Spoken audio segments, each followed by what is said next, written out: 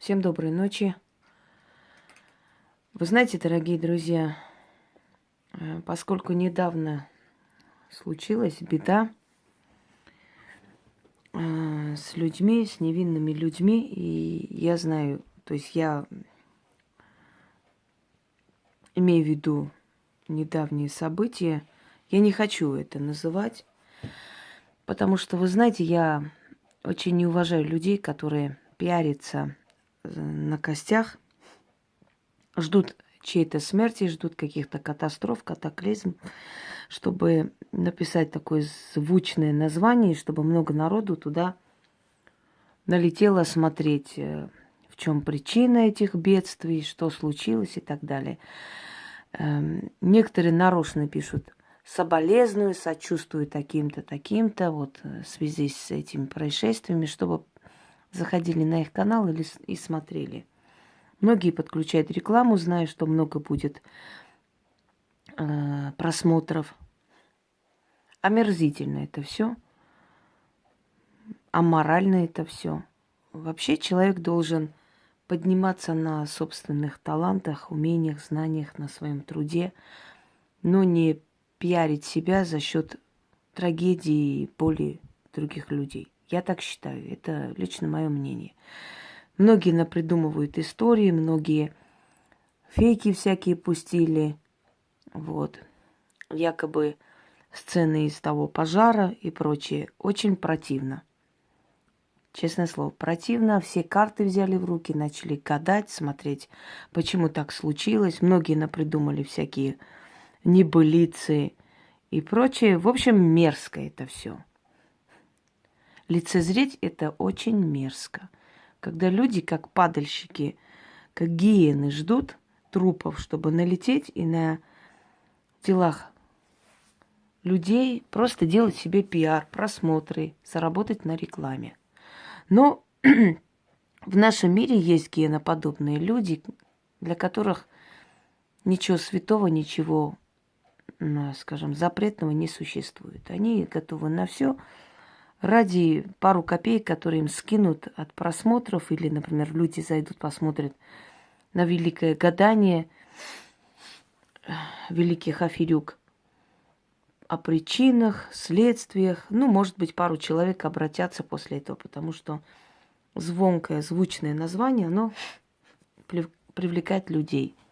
Еще раз говорю, такие люди подобны падальщикам, которые на трупы налетают. Вот по запаху чувствуют, где там падаль, и бегут туда, на этом наживаться. Поэтому я не буду сейчас не называть, какое происшествие было, что было и как и так далее. Я думаю, вы все поняли о трагедии, которая недавно случилась. Когда я предсказывала, то есть я записала прямой эфир предсказаний на 2018 год, я сказала, если помните, что будет одно событие, которое потрясет Россию, поднимет на ноги. И это событие произошло. Так вот, хочу для своих зрителей, ну и гостей нашего канала все-таки снять этот ролик. Я думала, стоит, не стоит, но стоит. Надо все-таки это говорить, потому что события, которые друг за другом происходят, они уже подтверждают эти мои высказывания. Я об этом писала недавно, но я считаю нужным снять в том числе. Уважаемые люди, раз в 1000 лет, согласно восточному календарю богов, один год принадлежит, каждый год принадлежит определенному божеству. Вот, например, год козы или год сатаны, год козла, мы прошли не очень давно, да, все переживали. Я сказала, что этот год проходит под покровительством фортуны, и это будет денежный год. Это действительно так и было. Ну, кроме того, что карта дьявола или сатаны тоже говорит о деньгах, сделках и прочее. Этот год принадлежит богу Молоху. Для начала ознакомлю вас с этим божеством, потом объясню, что за год и что ожидать. Итак, Молох, восточный бог, древний восточный культ бога, идет еще с шумеро-аккадской цивилизации, потом Междуречье, Финикия, ну, собственно говоря, Израиль древний, Арабский полуостров. Вот все эти древние страны, древние народы, потом даже Закавказье перешло, вот этот культ Молоха, поклонялись богу Молоху. Его изображали с коровьей головой, с бычьей головой, которая протягивает руки. В начале жертвоприношения детей, младенцев Молоху, это был некий символ поклонения Молоху, кидали в пасть огненного быка и приносили в жертву. В принципе, в начале было жертвоприношение, действительно человеческое. После это перешло в иную стадию. Родители, которые не могли прокормить своих детей, отдавали своих детей храму в служение. Они навеки должны были забыть о своем ребенке, не имели никаких на него прав. И для того, чтобы символически показать, что ребенок их для них умер, не существует, делалась определенная такая, как бы сказать, иллюзия огня. То есть огонь был, но рядом с огнем была некая яма, куда внизу стояли люди, и вот туда скидывали детей якобы в огонь. А на самом деле они падали в эту яму, там подбирали жрецы, забирали этих детей, забирали в храм, воспитывали, давали им образование. То есть это были будущие жрецы, будущие служители, будущие государственные чиновники, вполне обеспеченные, потому что испокон веков, как тогда религия обеспечивала хлеб насущные, место связи и положение в обществе, так и сейчас, собственно говоря.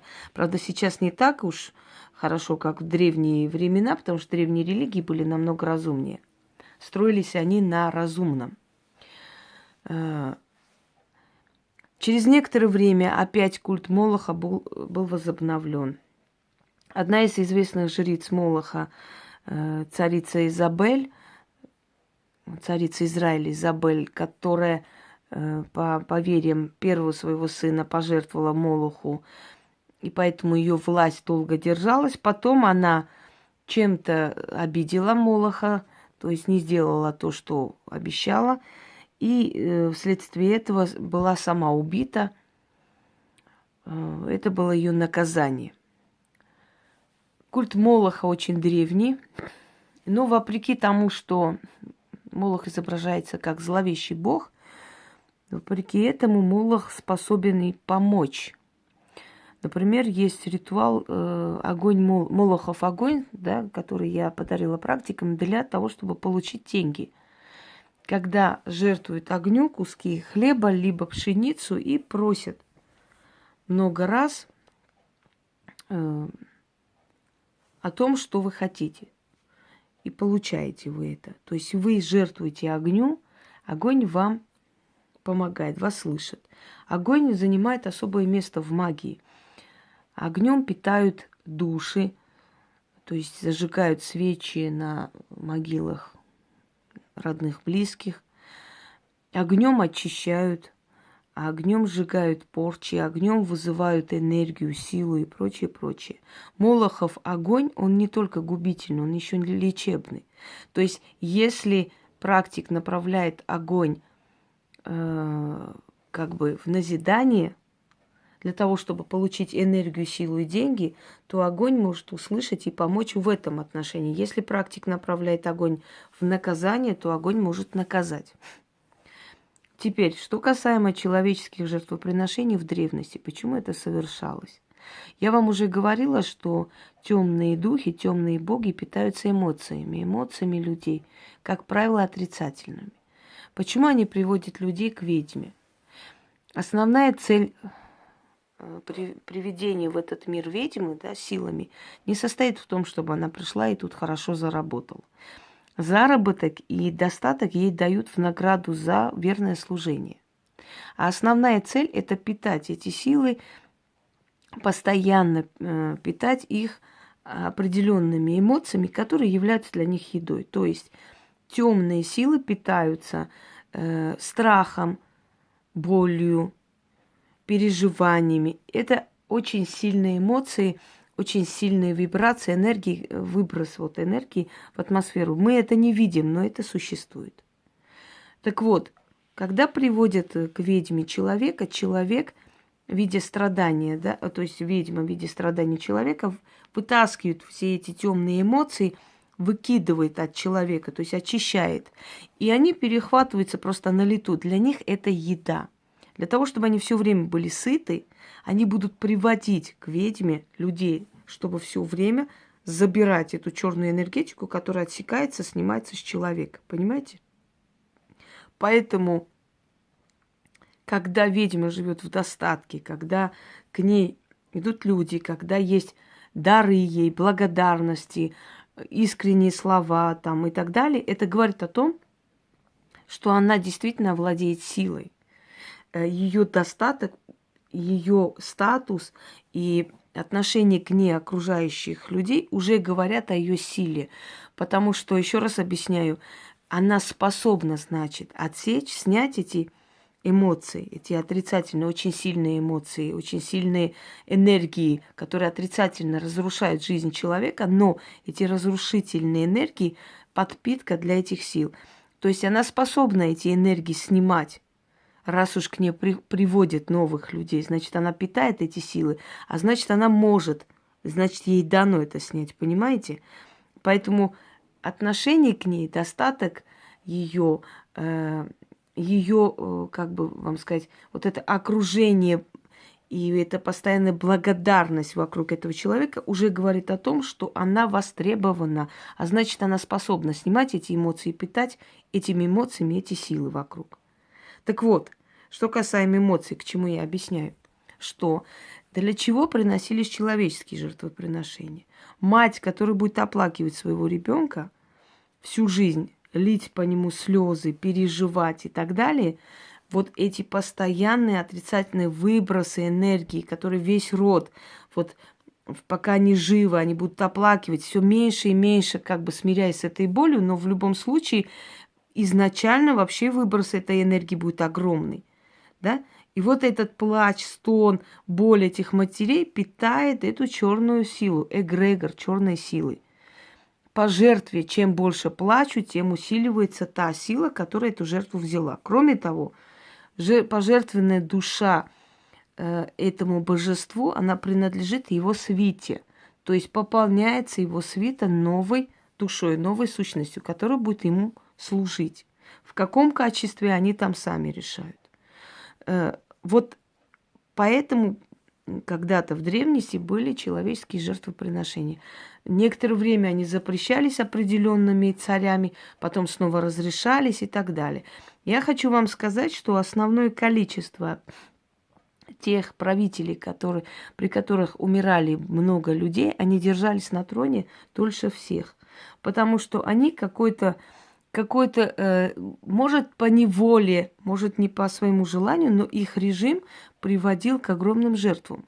И благодаря вот этим жертвам, то есть эти силы взамен на эти жертвы давали власть имущему больше силы держаться. Да? Ты мне жертву, я тебе власть. Так было при Иване Грозном, например, сколько было жертв. Да? При Петре Великом было так.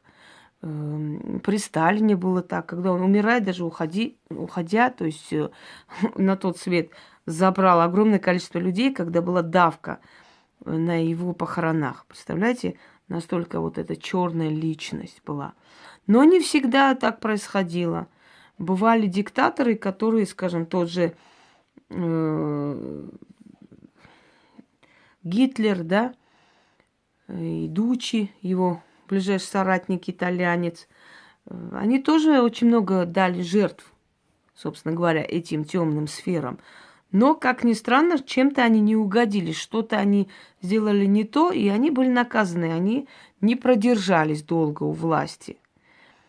Так что в этом случае, знаете, не угадаешь, чем-то они нарушают какой-то вот пункт договора, и, конечно, уже все, уже их власть подходит как бы к такому печальному финалу.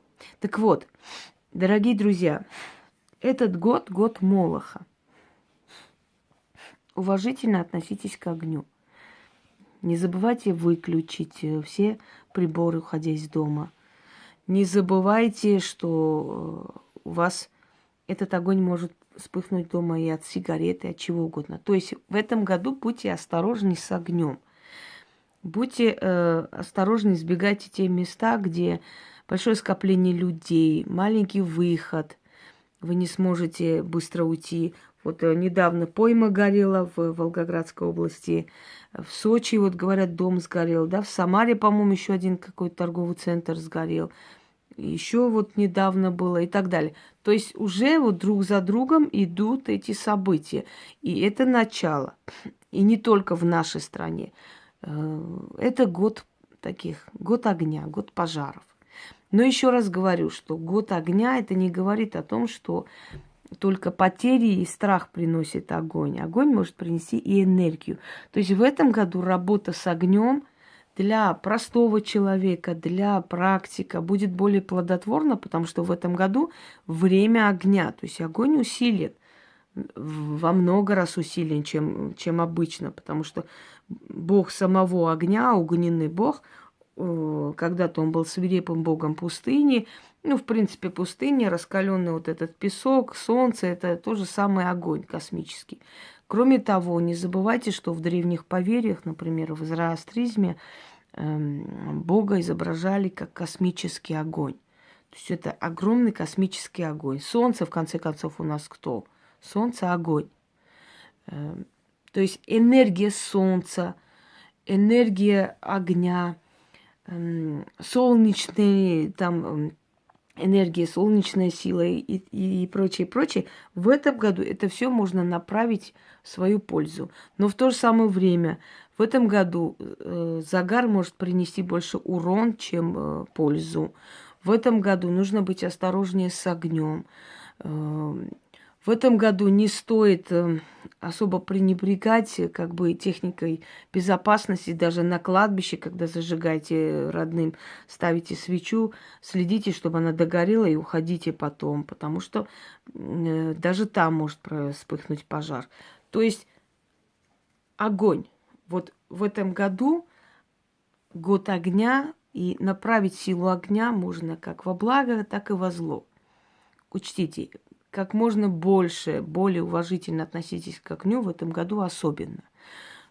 Точно так же можно зажечь свечу, держать руки над свечой и зарядиться силой огня, попросить у огня силы, энергии, и она вам даст. Потому что в этом году огонь живой. Вот, да, вот это слово больше подходит. Живой. Живая огненная сила, которую можно направить во благо. И в то же самое время относитесь уважительно к ней, потому что сейчас ее год. Если вы ее чем-то обидите, где-то кинете спичку, там забудете, то она вам за это отомстит. Если раньше она могла потухнуть, в этом году она особенно агрессивна и сильна. Может надолго удержаться, может вспыхнуть. Понимаете? Так что, дорогие друзья, Молохов год, и отношение к огню и осторожность, связанная с огнем, должно быть на первом месте. Это на будущее. Раз в 1000 лет приходит Молохов год. В отличие от других богов, которые чередуются там через 15 лет, 20 лет, 4 года есть боги, каждые 4 года возвращаются. Молох приходит раз в 1000 лет, но его приход запоминается надолго. Всем удачи и всех благ.